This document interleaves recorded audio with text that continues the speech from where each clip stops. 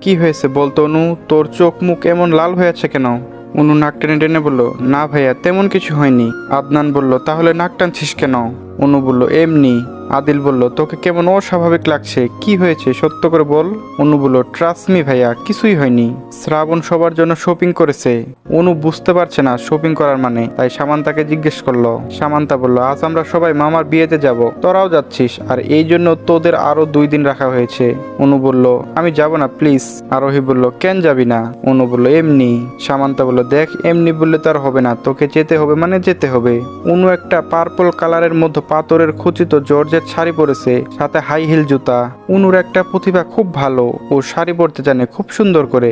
এখন যাচ্ছে বাকিদের শাড়ি পরিয়ে দিতে। অনু নিজের চুড়ি ঠিক করতে করতে সামনে এগোচ্ছিল। আবিরও তখন ব্লেজার হাতে করে শ্রাবণের কাছে যাচ্ছিল। অনুর জুতা ওর শাড়ির কুচিতে পড়ে যাওয়ার জন্য সে তাল সামলাতে না পেরে আবিরের উপর পড়ে গেল। আবিরের হাত থেকে ব্লেজার পড়ে গেছে। সে এক হাত দিয়ে অনুর কোমর চেপে ধরেছে, আর এক হাত দিয়ে দরজার কার্নিশ।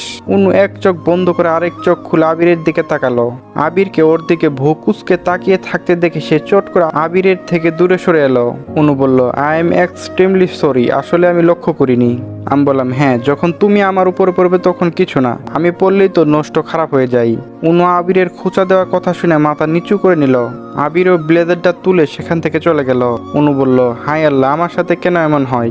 যত চাচ্ছি আবিরের সামনে পড়বো না, তত যেন আরো বেশি ওর সামনে পড়ছি। ধ্যাত, সুয়া সিঁড়ির রেলিং ধরে দাঁড়িয়ে আছে। শ্রাবণ সুয়াকে দেখে সিটি বাজাতে বাজাতে ওর সামনে গিয়ে দাঁড়ালো। শ্রাবণ বলল, বাহ। সুয়া ভুপুসকে বলল, কি? শ্রাবণ বলল, সুন্দর লাগে গো আজকে তোমারে, তুমি আমার মনটা কাইরা নিলে। সোয়া বলল, ধুর এসব কি বলে? শ্রাবণ বলল, সত্যি তোকে খুব সুন্দর লাগছে, এক কথায় অসাধারণ। সোয়া বলল, তোমাকেও এই পাঞ্জাবিতে খুব স্যুট করেছে, এক কথাই বিউটিফুল। যাক, অবশেষে সোয়া আমার দিকে একটু নজর দিল। সামান্তা শাড়ি পরে ফোনে কথা বলছিল। আদনান তখন ওর রুম থেকে পাঞ্জাবির হাতা ফোল্ড করতে করতে বেরোচ্ছিল। সামান্তাকে দেখে এই মুহূর্তে যেন ও একটা ভ্রমে চলে গেছে। সামান্তা আদনানকে ওর দিকে তাকিয়ে থাকতে দেখে ফোন কেটে ওর দিকে এগিয়ে গেল। সামান্তা বলল, কি হয়েছে বলো তো তোমার?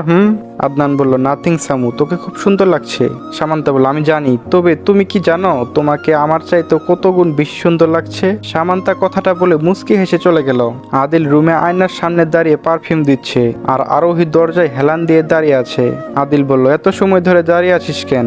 আরোহী বলল, আমি দেখতে চাই আদিল খানকে আমার পছন্দ করা পাঞ্জাবিতে দেখতে কেমন লাগে। আদিল পারফিউম ড্রেসিং টেবিলে রেখে মুচকি হেসে আরোহীর দিকে এগিয়ে গেল। আদিল বলল, ইউ নো হোয়াট, আমাকে সবকিছুতেই স্যুট করে। আরোহী বলল, জানি আমি। আদিল বলল, তা কেমন লাগছে? আরোহী বলল, খুব সুন্দর।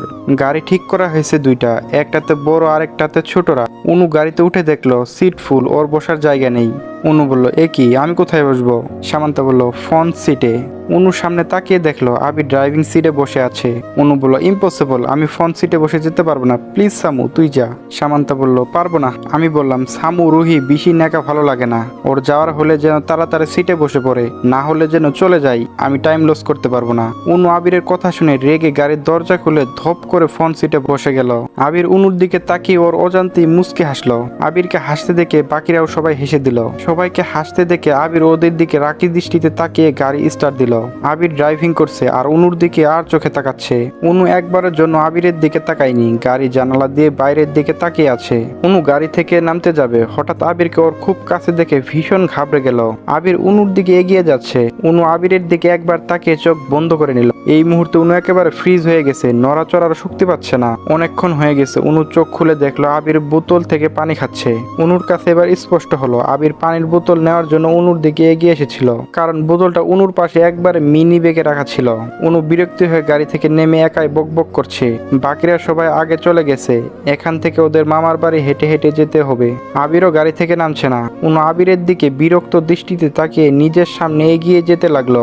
মাটির রাস্তা, তার মধ্যে আবার উঁচু নিচু। অনুর পায়ে হিল জুতা থাকার কারণে সে বারবার পায়ে মোচড় খাচ্ছে, এতে পাও ব্যথা করছে। অনু বলল, ধুর সামু, রুহি সোয়া ওরা আমাকে ফেলে রেখে চলে গেল। কেন যে তখন ঘুমাতে গেছিলাম, যদি না ঘুমাতাম তাহলে হয়তো এত বড় বিপদে পড়তে হতো না। এখন কি করব আমি?